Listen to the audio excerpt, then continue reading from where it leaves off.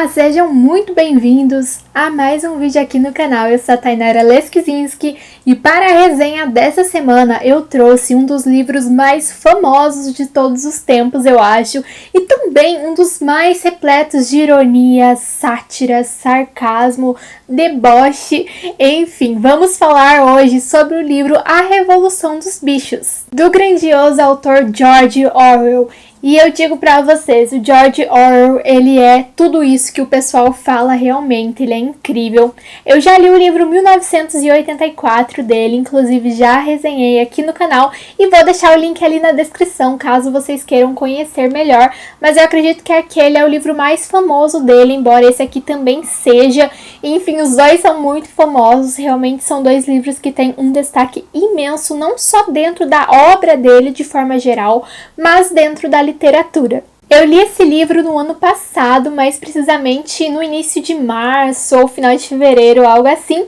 E eu lembro que eu até cheguei a gravar metade da resenha, porém a bateria da minha câmera simplesmente acabou no meio da gravação. E aí eu pensei, não, semana que vem eu gravo, porém essa semana que vem acabou sendo o ano que vem, porque sim, eu estou gravando o vídeo exatamente um ano depois do tempo em que eu planejei gravá-lo, e isso é um recorde de procrastinação. Mas quem sabe, o momento certo era agora, visto que estão saindo aí várias edições novas do livro.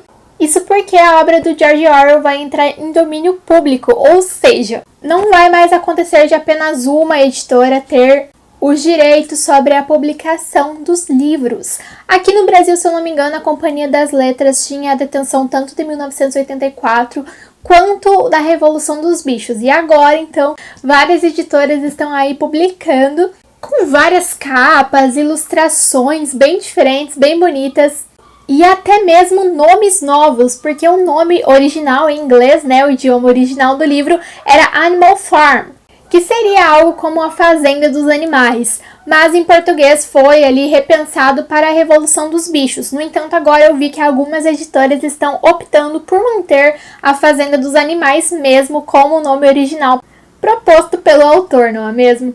Eu, sinceramente, não acho que o nome vá ali modificar muito a história, mas eu acredito que a Revolução dos Bichos é realmente um nome mais interessante aqui para nós, no nosso português, porque talvez a Fazenda dos Animais soe um pouco como algo muito infantil. E apesar do livro poder ser sim lido por crianças, visto que ele tem dois planos ali, um plano inocente que você pode ler achando que é somente uma fábula, e um plano mais crítico, que você vai parar e refletir sobre certos elementos que questionam alguns tipos de poderes, mas já chegamos lá. O que eu quero dizer é que aqui no Brasil realmente eu tenho a impressão de que soa melhor a Revolução dos Bichos.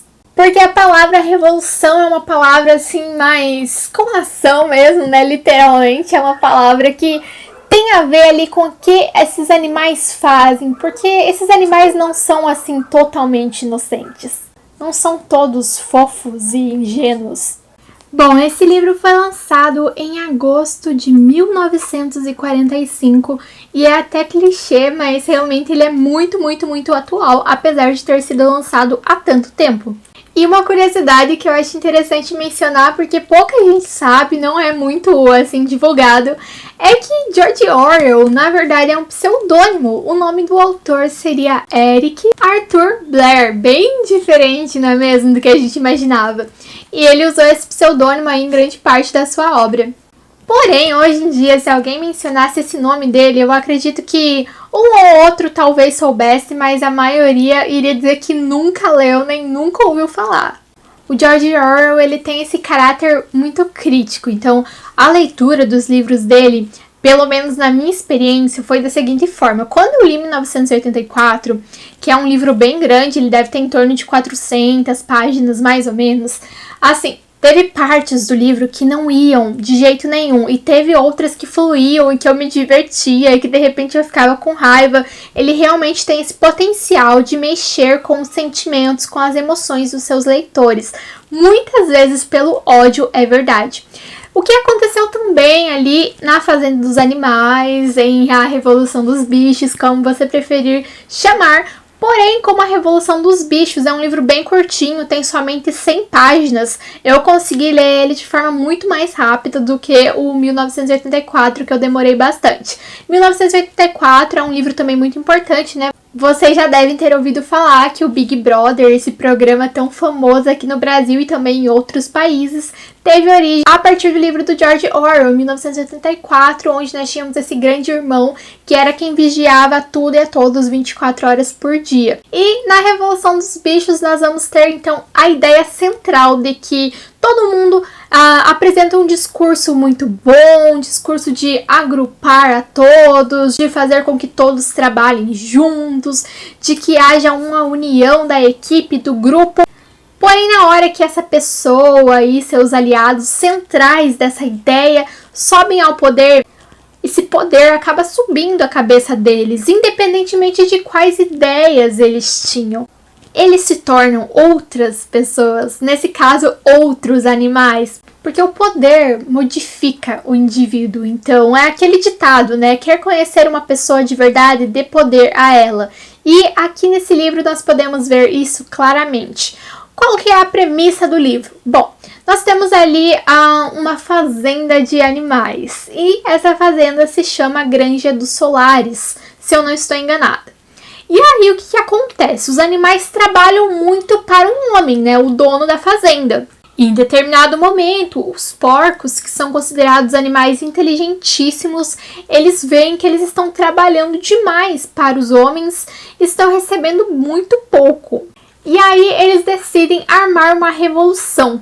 E falando em revolução dos animais, vários cachorros aqui da vizinhança começaram a latir agora ao mesmo tempo.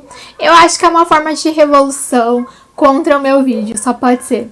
O fato é que nessa revolução, então, eles decidem que eles precisam de condições de trabalho melhores e que o homem, na verdade, é o inimigo dos animais, ou seja, que esse homem está explorando esses animais. E então, eles decidem expulsar esse homem da fazenda e transforma essa fazenda em uma fazenda somente dos animais, sem pessoas humanas. Então, esses animais, eles decidem governar a fazenda por conta própria. Então, um vai fazer uma coisa, o outro vai fazer a outra. Só que isso, na verdade, de um grupo trabalhar em grupo sem nenhum estar ditando regras, não existe. É uma ilusão. E olha aqui outro animal que se revoltou e quer fazer parte do vídeo. E por que isso não existe? Porque alguma pessoa vai ter que se encarregar da liderança, da organização, e aí o poder vai subir na cabeça dessa pessoa.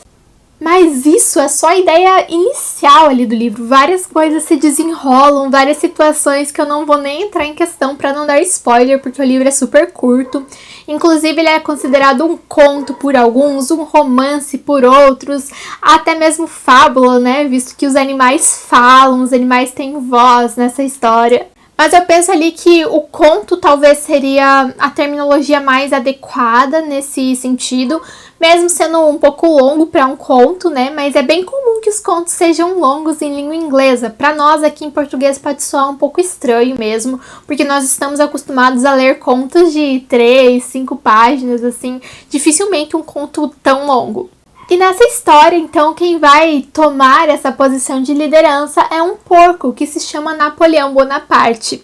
Então, os porcos são considerados animais mais inteligentes, logo aqueles que vão deter certo poder. E aí eles começam dizendo que todos os animais são iguais.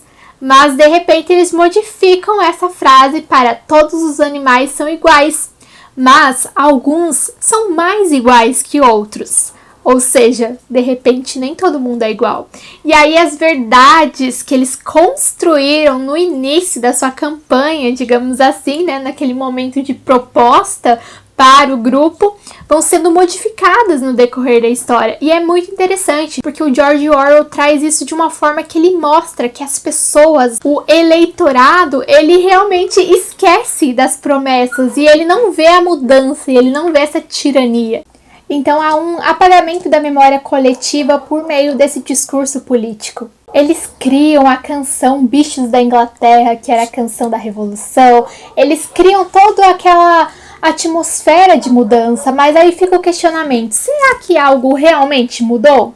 Porque eles expulsaram o Jones, que era quem comandava a fazenda, mas eles colocaram outra pessoa que também começou a comandar a fazenda, de certa forma, até mesmo pior que o Jones, porque fez com que esses animais trabalhassem ainda mais do que antes. No início do livro, eles criam um ditado dizendo que 4 pernas bom, 2 pernas ruim. Porque o 4 pernas ali se refere aos animais e os 2 pernas se refere ao homem. Só que lá pro final da história, nós vamos ver que determinados animais se assemelham tanto a esse homem que também começam a andar em 2 pernas. Então, o livro todo é uma grande metáfora.